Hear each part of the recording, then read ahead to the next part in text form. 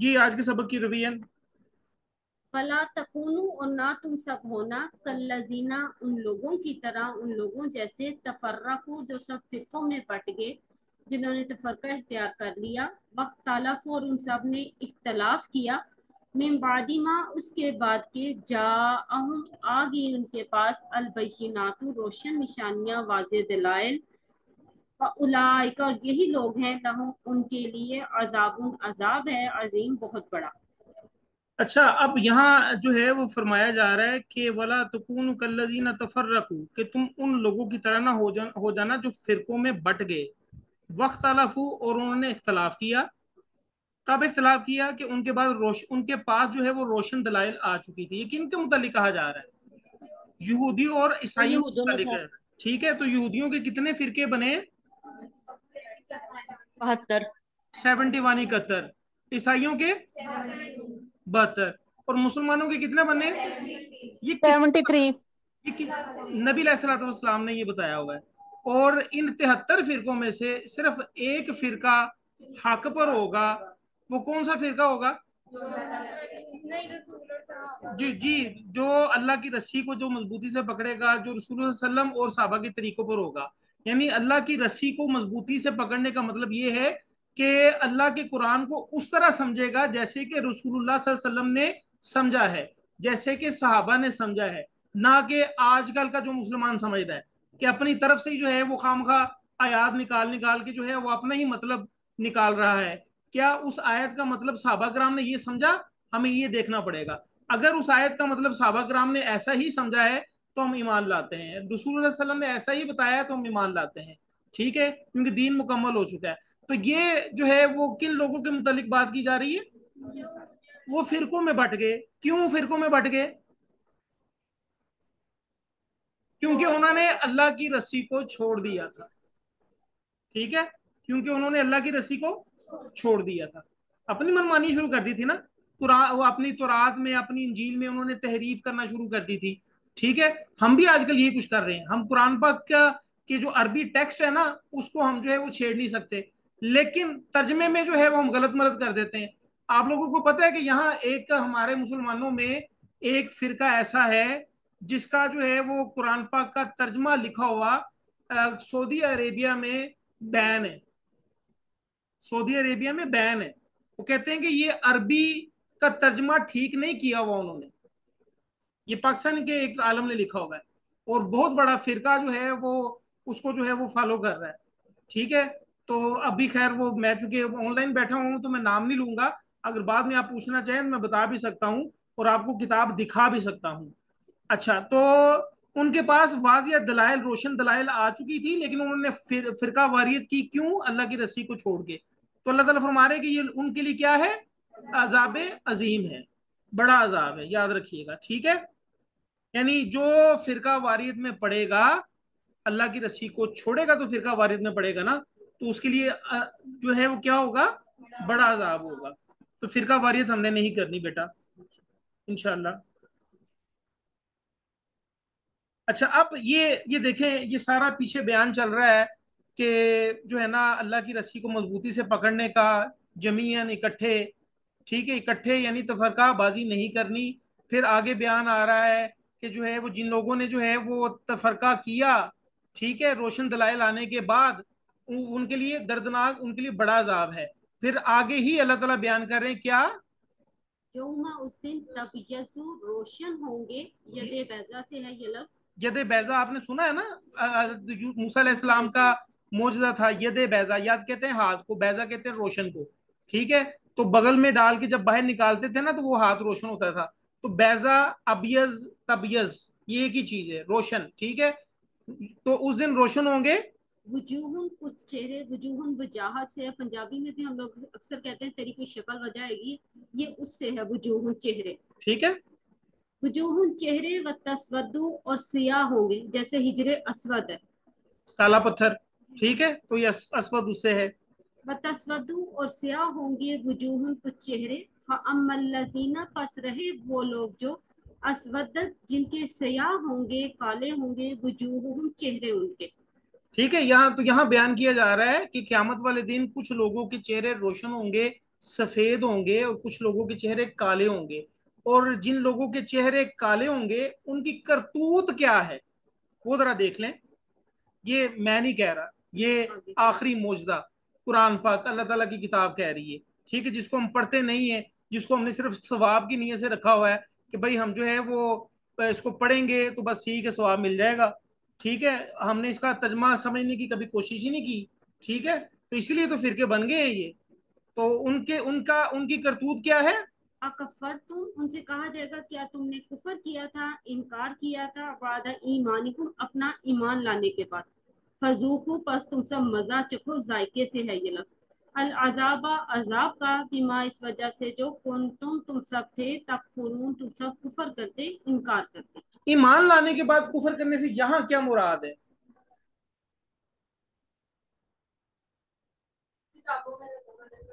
کتابوں میں رد و بدل کر دینا، ٹھیک ہے، فرقہ واریت کرنا، ٹھیک ہے، فرقہ پرستی کرنا. ٹھیک ہے.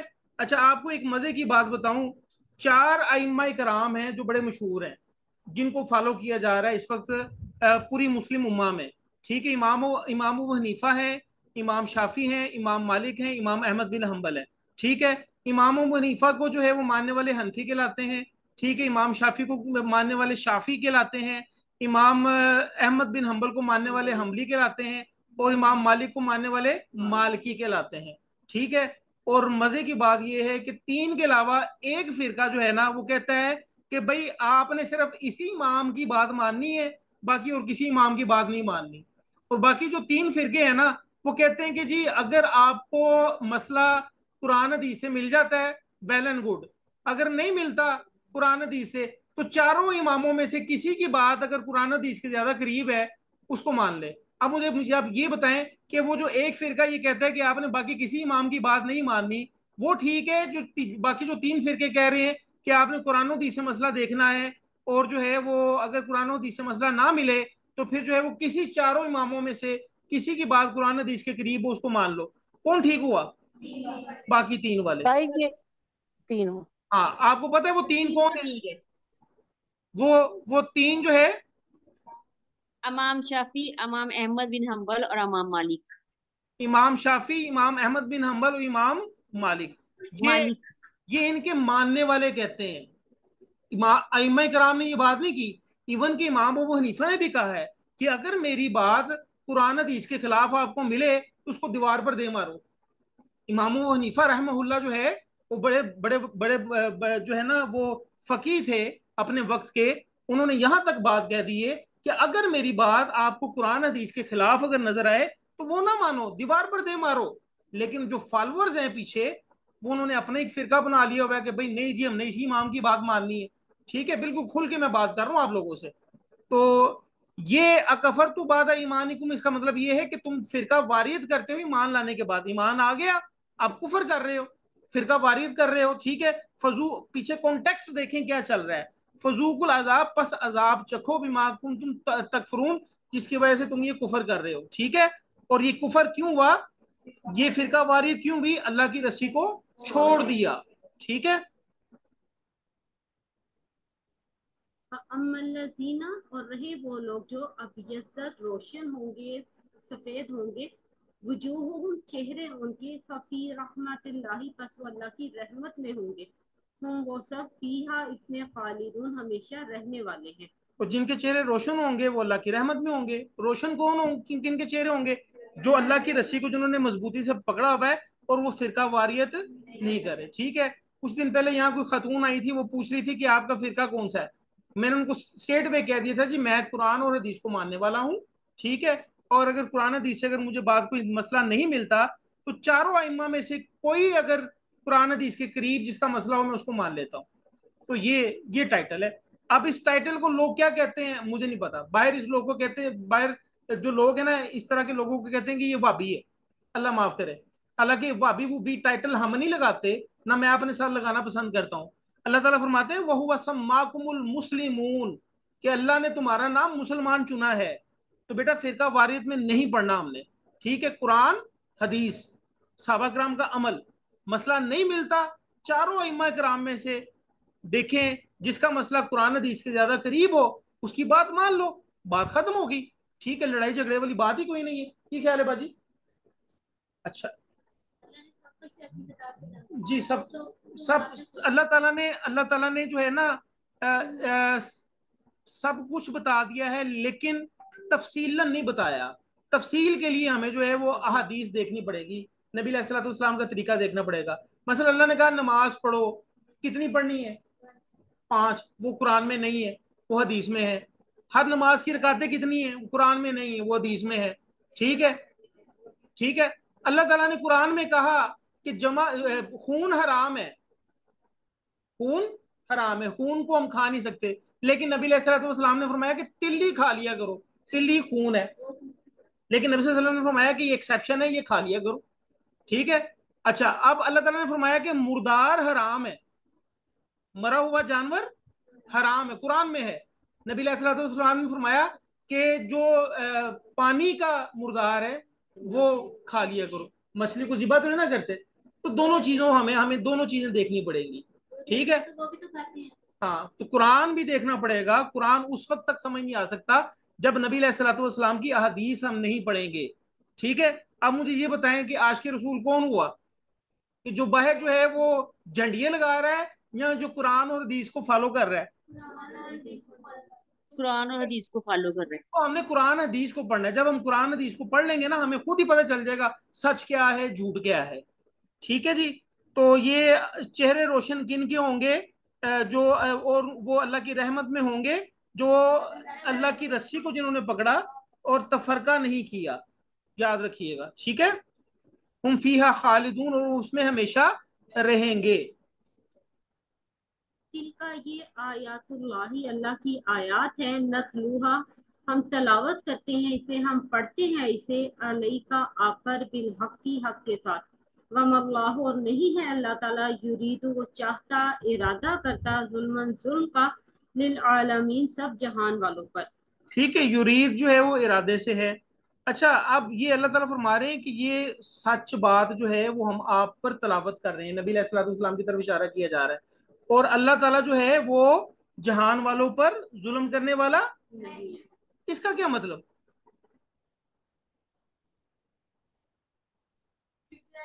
سر یہ پہلے بھی بات ہوئی ہے کہ جو نیکی کرتا ہے اللہ اس کو نیکی دے گا, جو بدی کرتا ہے اس کو اس کا بدلہ پائے گا. کسی پہ یہ ظلم نہیں ہوگا نیکی کرنے پہ اس کو جہنم میں اللہ ڈال دے, یا مطلب برا کرنے سے اس کو جنت مل جائے.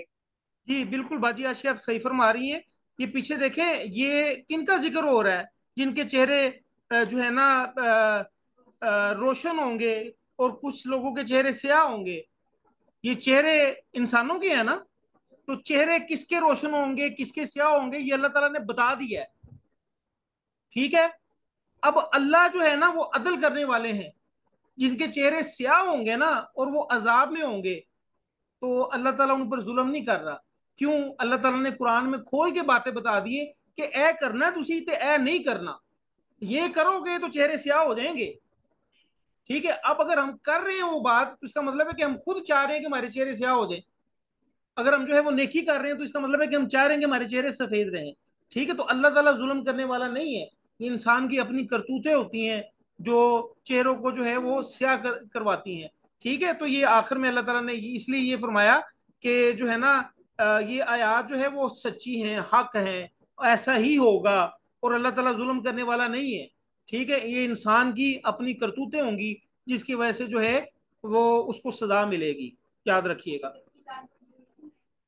جی, اپنی جان پہ ظلم ہم کرتے ہیں اس طرح. وَلِلَّهِ, اور اللہ ہی کے لیے ہے, ما فی السماوات و ما فی الارض, جو کچھ آسمانوں اور زمین میں ہے. وَإِلَى اللَّهِ, اور اللہ ہی کی طرف, ترجعو, لوٹائے جائیں گے, رجوع کرنے سے ہے, الامور, تمام معاملات. امر کی جمع ہے امور, امر کا مطلب ہے معاملات, کام. رجوع سمجھتے ہیں نا آپ, جیسے وہ عورت کو جو ہے وہ طلاق ہو جائے تو وہ رجوع کر سکتی ہے, یعنی لوٹ سکتی ہے. تو ترجعو رجوع سے ہے. تو اللہ کی طرف ہی جو ہے وہ سارے معاملات جو ہے وہ لوٹ کر آنے ہیں, اور اللہ ہی کے لیے ہے جو کچھ آسمانوں اور زمین میں ہے.